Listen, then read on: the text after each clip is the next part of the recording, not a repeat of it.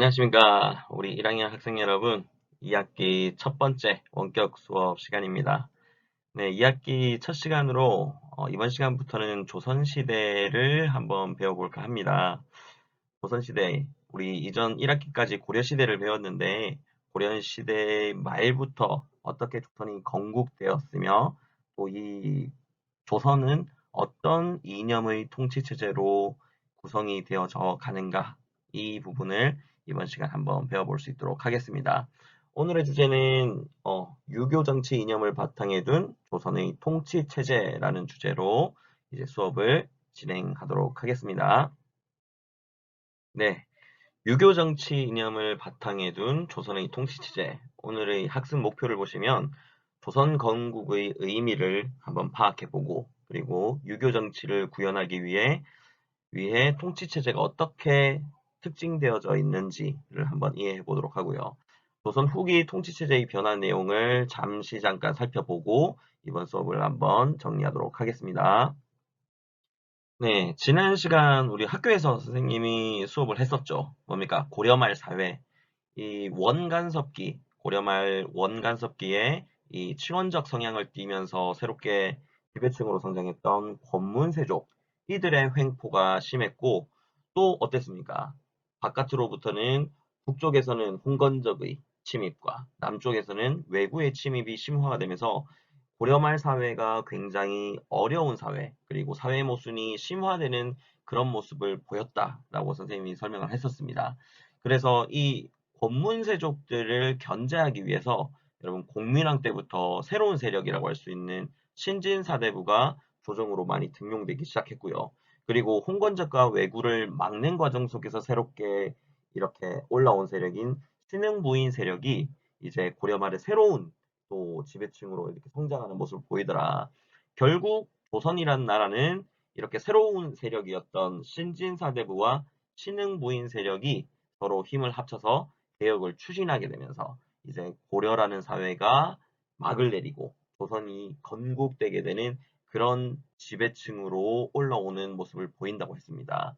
그 과정 가운데 여러분 고려의 마지막 왕이었던 공양왕 때 이 과전법이라고 하는 토지제도가 새롭게 세워집니다. 고려는 전시관하는 토지제도가 있었지만 고려 말에는 거의 유명무실화되었고요. 결국은 새로운 제도가 필요하다라고 해서 이 과전법이 고려 말에 실시가 되는데 결국 이 과전법은 조선의 토지제도의 근간이 됩니다. 결국 신진사대부와 신흥무인 세력의 대표였던 이성계 그리고 이 신진사대부 중에서도 혁명파 사대부에 의해서 고려 왕실을 뒤집어 엎는 그런 역성혁명이 일어나게 되고 1392년에 조선이 건국됩니다. 이렇게 조선이 건국되면서 새로운 나라, 이 새로운 나라의 새로운 문물 제도를 이제 정비하게 되는데요. 당연히 이 신진사대부의 통치 이념이었던 성리학을 바탕으로 이제 통치 이념들이 채택이 되고 또 이에 의해서 새로운 제도들이 만들어지게 됩니다. 성리학에서는 이 유교적 민본 정치를 추구한다라고 하는 그런 이념을 가지고 있는데요. 이 말은 무슨 말이냐? 백성들이 기본이 되는 그런 유교적 정치가 이루어지게 된다. 그러니까 지배층 위주의 삶이 아니라 이 국가를 이루는 백성들을 기본으로 한 정치를 추구하게 되는 것이 바로 유교적 통치 이념이 됩니다. 뿐만 아니라 이 성리학은 중국, 송나라의 학문이고 이 대대로부터는 뭡니까? 유교라고 하는 이 통치 이념 자체가 중국의 사상이었기 때문에 어떻습니까? 중국을 중심으로 하는 화이론적 세계관이 이 성리학 안에는 담겨 있죠. 그러다 보니까 조선 역시 이 성리학을 받아들였기 때문에 중국 중심의 국제 질서, 이 당시에는 명이라고 하는 중국 왕조가 새롭게 들어섰고 이 명 중심의 국제 질서에 참여하는 모습으로 이렇게 문물 제도가 정비되는 모습을 보이게 됩니다.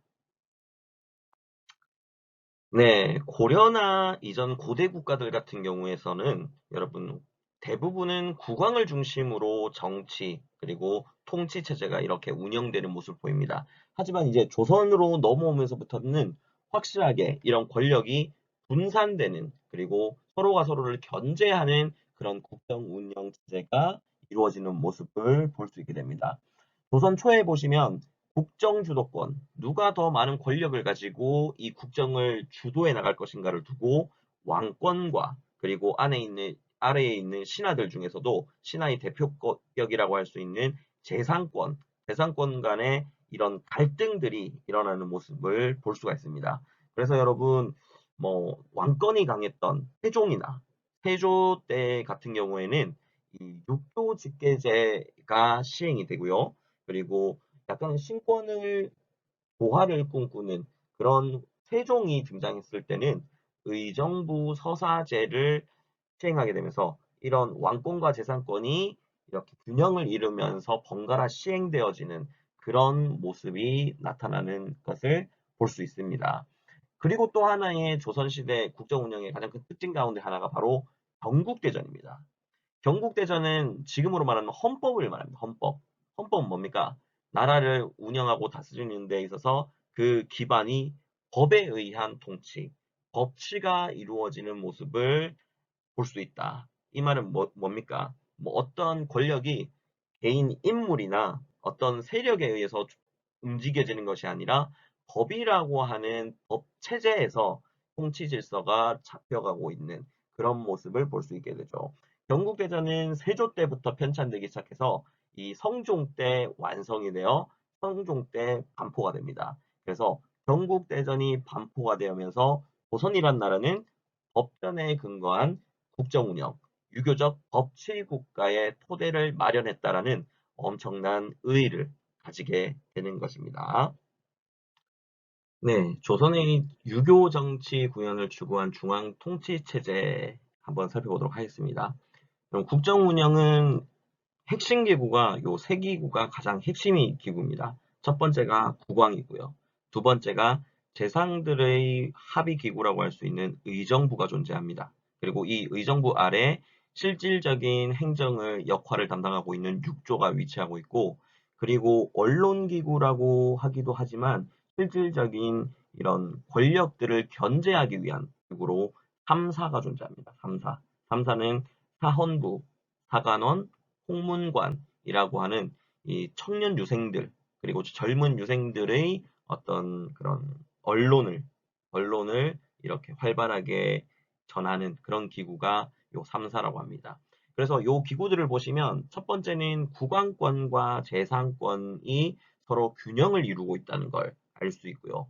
아래에 있는 3사는 이 권력을 견제해주는 그런 역할을 담당한다고 보시면 됩니다. 그래서 이 유교 정치 구현의 가장 핵심은 균형과 균형과 견제가 이루어진 통치 체제를 구성했다는 것.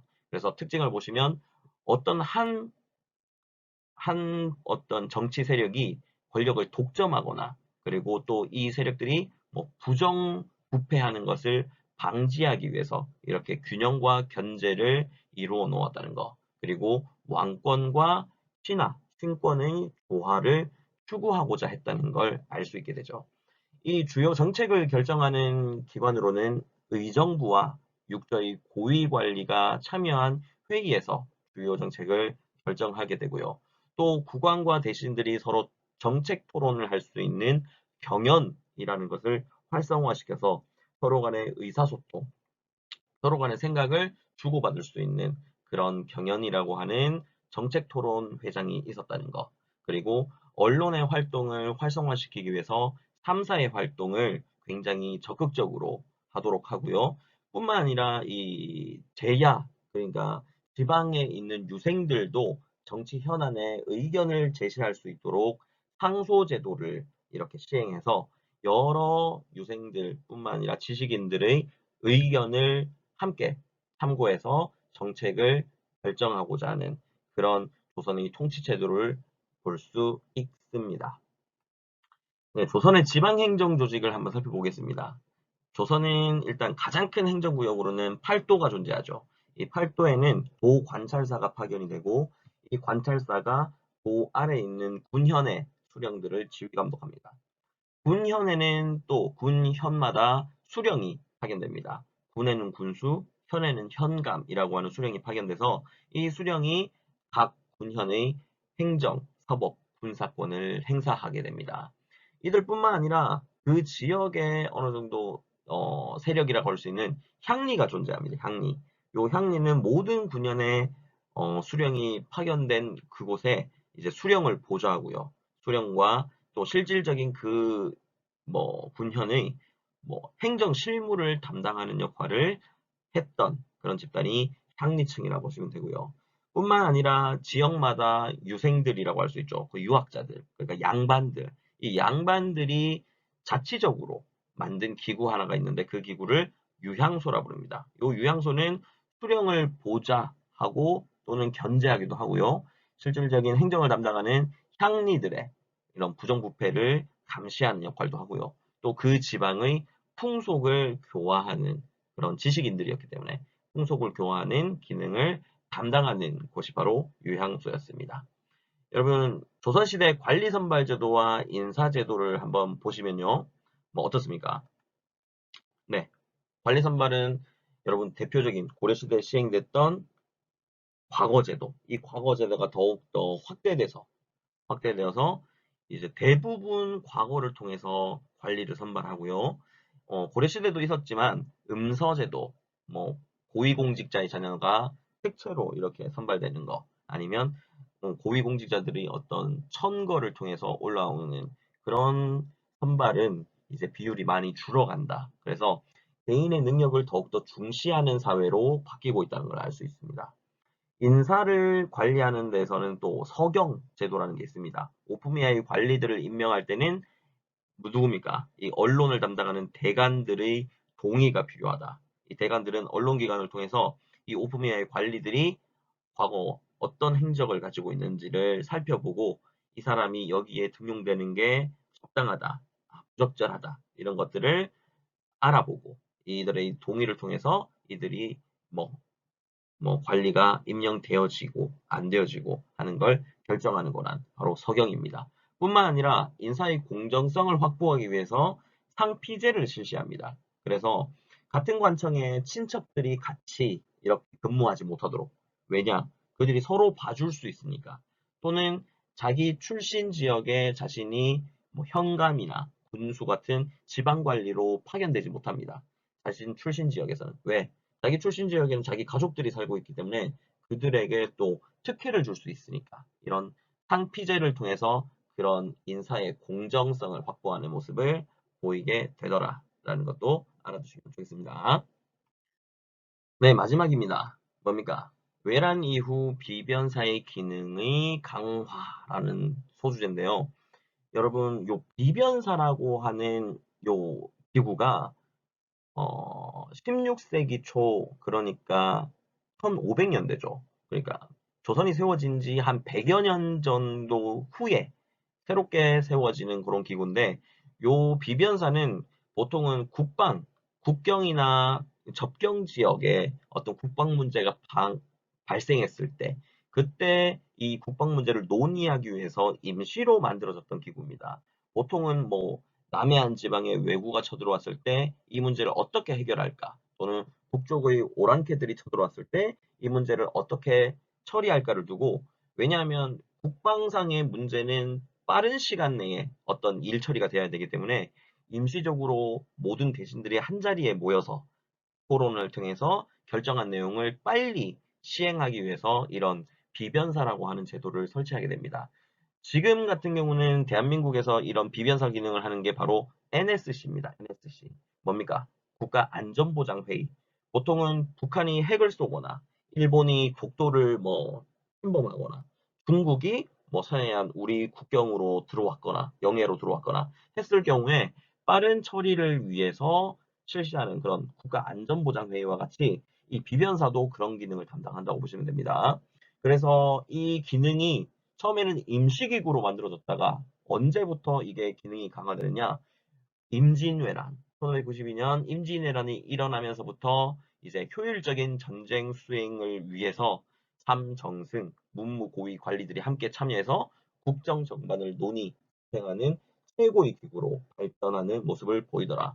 그리고 외란 이후에도 뭐 병자호란 뭐 이런 여러 가지 뭐 국경의 여러 가지 문제들이 많이 일어났기 때문에 최고기구로 위상을 계속해서 유지가 되고요.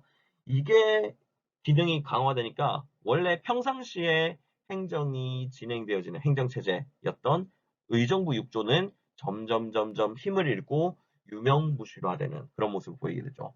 그래서 이 비변사는 업무의 효율성은 높았지만 국정 주도권을 장악한 집단에 의해서 국정이 운영되어지는 문제를 발생시킵니다.